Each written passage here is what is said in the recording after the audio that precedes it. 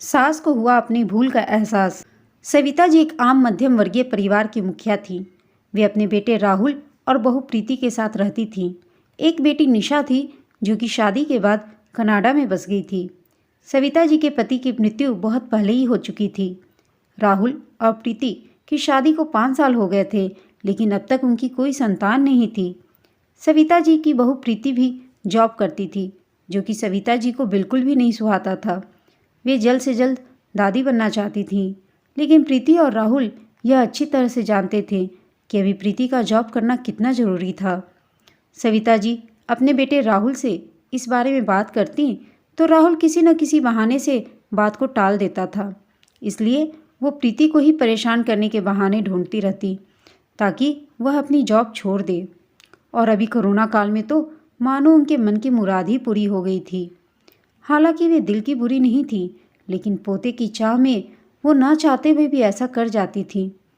अपनी हम उम्र सहेलियों को दादी बनते देखकर उनका मन दुखी हो जाता था। उस दिन भी घर में कुछ ऐसा ही हुआ। ऑफिस में काम की वजह से प्रीति देर तक सोती रही और सविता को अच्छा खासा मौका मिल गया। उन्होंने अपनी बहू से बोला, ये क्या बहू, अभी तक सो रही हो? पता है सुबह के 10 बज गए हैं। राहुल भी बेचारा कब से उठकर ऑफिस के काम में लग गया है और तुम हो कि अभी तक सोई पड़ी हो। चलो अब उठ के सबके लिए चाय नाश्ता बना लो। मुझसे कुछ नहीं हो पाता है, वरना मैं तो तुम्हारे भरोसे कभी ना रहती, खुद ही सब कर लेती।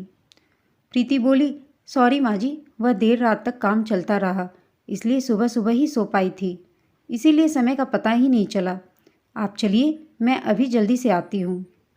हाँ हाँ ठीक है, मेरा कुछ नहीं, पर राहुल को देख लो, उसे कुछ चाहिए तो नहीं? कब से उठा है बेचारा। हे भगवान, मुझे जल्दी से ठीक कर दे ताकि मैं ही अपने बेटे का ध्यान रख सकूं, सविता जी ने नाटकीय अंदाज में कहा। सविता जी ने अपनी बहू प्रीति को उठाते हुए कहा। प्रीति ने घड़ी देखी तो वाकई 10 बज गए थे। आज उसकी आंखें कैसे नहीं खुली। वह जल्दी जल्दी अपने काम निपटाकर हॉल में आई। राहुल अपने लैपटॉप के साथ ऑफिस के काम कर रहा था। उसने किचन में जाकर चाय नाश्ता बनाया और फिर रात के बर्तन साफ किए और झाड़ू पोछा करके नहाने चली गई। दरअसल कोरोना वायरस की बढ़ती बीमारी की वजह से शहर में पूरी तरह लॉकडाउन किया गया था, इसलिए काम वाली बाई भी नहीं आ रही थी। प्रीति खुद एक इंटरनेशनल कंपनी में काम करती थी। उसका ऑफिस टाइम निश्चित नहीं हो पाता था, कभी सुबह तो कभी शाम। अधिकतर उसे रात में देर रात तक काम करना पड़ता था। कल भी उसका काम देर रात तक चलता रहा, इसलिए वह देर तक सोती रही। प्रीति नहाकर आई तो देखा कि उसकी सास अपने कमरे में अपनी सहेली से फ़ोन पर बात कर रही थी। बातचीत में अपना नाम सुनकर प्रीति सास की बात सुनने के लिए वहीं रुक गई। अरे शारदा, तुम भी अपनी बहू को ज़्यादा सर पर मत बैठाओ। बहू को ज़्यादा उड़ने दोगी तो कल को अपनी नौकरी के चक्कर में वह तुम्हें ही घर की नौकरानी बनाकर छोड़ेगी। मैं तो भाई शुरू से ही प्रीति के नौकरी के खिलाफ थी। अब करे नौकरी शौक से, पर साथ साथ घर के काम भी करे। मैं तो बदन दर्द का बहाना बनाकर बैठ जाती हूँ, नहीं तो सारे काम का बोझ मेरे सिर आ गिरता। अरे मैं कोई मुफ्त की नौकरानी थोड़ी ही हूँ, मैं तो कहती हूँ कि तुम भी यही किया करो। सास की बात सुनकर प्रीति की आंखों में आंसू आ गए। वह जिस सास को बीमार समझकर उनकी दिन रात सेवा करती है, उन्हें एक गिलास तक उठाने नहीं देती, सारा दिन घर का और रात को ऑफिस का काम करके थकान से चूर होकर भी उफ तक नहीं करती थी। उसका यह फल मिला है उसे।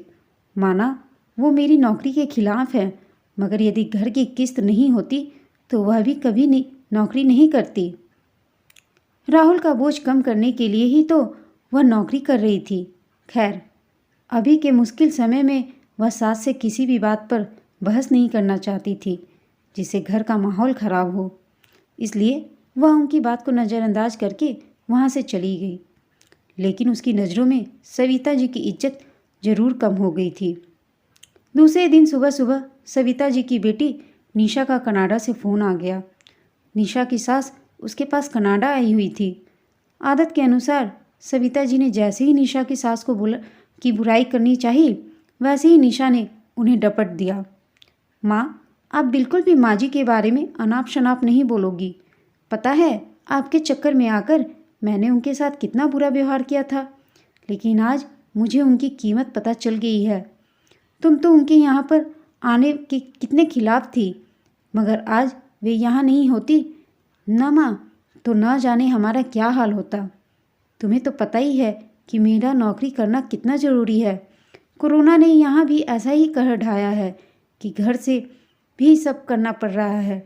किट्टू का बेबी केयर सेंटर भी बंद है। मैं और राजेश फुल टाइम बिजी रहते हैं। ऐसे में माँ जी ने अकेले ही किट्टू के साथ साथ पूरे घर का सारा काम संभाला हुआ है। मुझे कुछ भी नहीं करने देती हैं। अगर वे नहीं होती तो माँ हमारा क्या होता, यह सोचकर ही रोंगटे खड़े हो जाते हैं।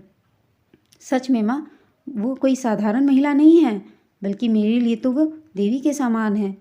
मेरे इतना अपमान करने के बावजूद। और निशा रोने लगी। उसने फ़ोन कट कर दिया। निशा की बात सुनकर सविता जी की भी आंखें भर आईं। उन्हें अपनी भूल का एहसास हो गया था। प्रीति तो वाकई उनका कितना ख्याल रखती है। उनकी कड़वी से कड़वी बात का भी बुरा नहीं मानती है, उल्टे जवाब भी नहीं देती है। वाकई अभी का समय तो एक दूसरे को हौसला देने का है, सारे गिले शिकवे भुलाकर एक दूसरे की मदद करने का है। तो फिर वे स्वार्थ में अंधी कैसे हो गई थीं? इतना कैसे गिर गई थीं कि ऐसे मुश्किल समय में अपने ही परिवार की सहायता नहीं कर सकती? उन्होंने उसी समय प्रीति को बुलाकर उसके सिर पर प्यार से हाथ फेरते हुए कहा, प्रीति, आज से घर के कामों की आधी जिम्मेदारी मेरी रहेगी। मैंने आज तक तुम्हें जो भी कहा और किया तुम्हारे साथ, उसके लिए सॉरी। चलो अब तुम जाकर आराम करो, खाना मैं बना लूँगी। इधर सास का बदला हुआ रूप देखकर प्रीति की भी आंखों में खुशी के आंसू आ गए और अपनी सास के प्रति उसके मन में फिर से पहले वाला सम्मान वापस आ गया था। शायद हमारे जीवन में मुश्किल समय आता ही है इसलिए कि हमें एक दूसरे की अहमियत का पता चले, अपनी गलतियों का एहसास होने और उसके आगे बढ़कर माफ़ी मांगने से वाकई इंसान छोटा नहीं बल्कि बहुत बड़ा हो जाता है, सविता जी की तरह। दोस्तों, किसी का काम करना खराब नहीं होता, लेकिन यह देखना है कि वह काम करने के साथ साथ अपनी जिम्मेदारियों को भी बखूबी निभा रहा है कि नहीं। और अगर इस बीच हम लोग उसका थोड़ा मदद कर दें तो उसे कितना हेल्प हो जाएगा और उसे कितना अच्छा लगेगा। हमें हमेशा एक दूसरे की मदद करना चाहिए, मिलजुल के रहना चाहिए। आपको यह कहानी कैसी लगी हमें कमेंट करके बताइएगा। साथ ही कहानी अच्छी लगी हो तो इसे लाइक, शेयर और चैनल को सब्सक्राइब अवश्य कर दीजिएगा। धन्यवाद।